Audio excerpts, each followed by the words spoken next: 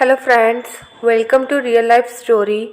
और आज की स्टोरी है हाउसवाइफ बहू मतलब घर पर कुछ नहीं करती। बहुत अच्छी स्टोरी है, पूरी देखिएगा और अच्छी लगे तो वीडियो को लाइक कीजिएगा। आज सुबह नैना की नींद अचानक से पापा की आवाज़ से खुल गई। पापा उसकी मम्मी के ऊपर चिल्ला रहे थे। जैसे ही नैना बाहर वाले कमरे में गई, उसने देखा दादी अपने आप में बड़बड़ा रही थी और मम्मी एक कोने में बैठकर रो रही थी। और पापा चिल्लाने के बाद ऑफिस के लिए तैयार होने चले गए थे।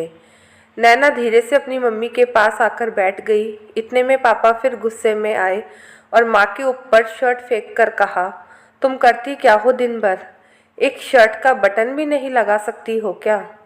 तुम्हें पता है औरतें जॉब भी करती हैं और घर का काम भी, और पति को भी सर आंखों पर रखती है, लेकिन इन मैडम से तो सिर्फ 2 लोगों का काम भी नहीं किया जाता। अब रोना धोना बंद करो और जल्दी करो, मुझे ऑफिस भी जाना है। अगर यहाँ रुक गया तो पागल हो जाऊँगा। मम्मी जल्दी जल्दी शर्ट में बटन लगाने लगी। फिर पापा का टिफ़िन तैयार किया और गुमसुम से कमरे में आकर बैठ गई। नैना के लिए अब ये रोज़ की बात हो गई थी। रोज़ उसके पापा की सुबह चिल्लाने से होती थी। कभी दादी पापा के कान भर देती, तो कभी पापा की पसंद का नाश्ता नहीं बना, तो कभी माँ बाथरूम में गर्म पानी निकालना भूल गई, तो कभी किसी और छोटी सी बात पर। आज तो पापा की चाय ठंडी हो गई थी। उसके लिए माँ को इतना सुनना पड़ा। पापा को मम्मी की कोई फिक्र नहीं थी।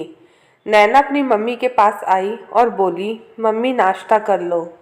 माँ अपने आंसू छुपाते हुए बोली, अरे तुमने नहाया नहीं? तुम्हें भी तो लेट हो रहा होगा। तू चल, मैं तेरा लंच बॉक्स तैयार कर देती हूँ। नैना ने अपनी मम्मी को अपने पास बिठाया और कहा, मम्मी तुम इतना क्यों सहती हो? क्यों डरती हो इतना? क्या तुम्हें अपना आत्मसम्मान प्यारा नहीं? क्यों हर रोज उन गलतियों की सजा भुगतती हो जो तुमने की ही नहीं है? क्यों पापा की हर गलत बात को सिर हिलाकर सुनती हो? तुमने पापा की हर गलत बात सुनकर उन्हें चिल्लाने का हक क्यों दिया है? अपनी बेटी की ये बातें सुनकर नैना की मम्मी टूट सी गई और बोली, जब से तू पैदा हुई है तब से लेकर आज तक कभी तेरे पापा और दादी ने मुझे अच्छे से बात तक नहीं की।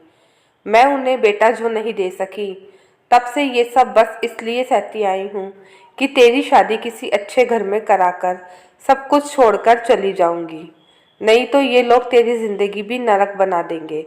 अगर विरोध करती तो ये लोग हम दोनों को इस घर से निकाल देते। फिर तुझे और मुझे कौन आसरा देता? तुझे भी जैसा ठीक लगे तू वो समझ।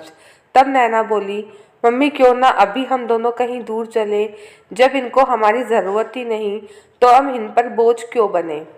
नैना ने कहा, मम्मी आज आपकी बेटी इतनी मजबूत हो गई है कि अपनी माँ को अपने साथ रख सकती है। और रही मेरी शादी की बात, तो मैंने भी सोच लिया है, मुझे शादी नहीं करनी है। अगर शादी ऐसी होती है तो बिल्कुल भी नहीं, लेकिन अब मैं तुम्हें इस नर्क में नहीं रहने दूंगी। नैना ने अपनी मम्मी का और अपना सामान दिया और उस घर को छोड़कर चली गई। उसने ये साबित कर दिया कि औरत पुरुष के बिना अधूरी नहीं है। अगर रिश्ते में सम्मान ना हो तो उस रिश्ते से दूर जाने में ही भलाई है। और जब नैना और उसकी मम्मी घर छोड़कर चले गए, तब उनकी कमी उसकी दादी को और उसके पिताजी को पता चली, क्योंकि जब तक वे दोनों वहाँ पर थी तब तक कोई उनकी परवाह नहीं करता था, और जब वे वहाँ पर नहीं थी तब उन लोगों को अपने काम सारे खुद करने पड़ते थे। और तब जाकर उनको पता चला कि ये घरेलू महिला भी कितना काम करती है और लड़कियां कभी भी लड़कों से कम नहीं होती है। ये तो नैना ने सिद्ध कर ही दिया था। आखिर में नैना के पिताजी को अपनी गलती का एहसास हुआ और वह अपनी पत्नी और बेटी को वापस घर लेकर आए। तो दोस्तों, कैसी लगी आपको स्टोरी? Comment section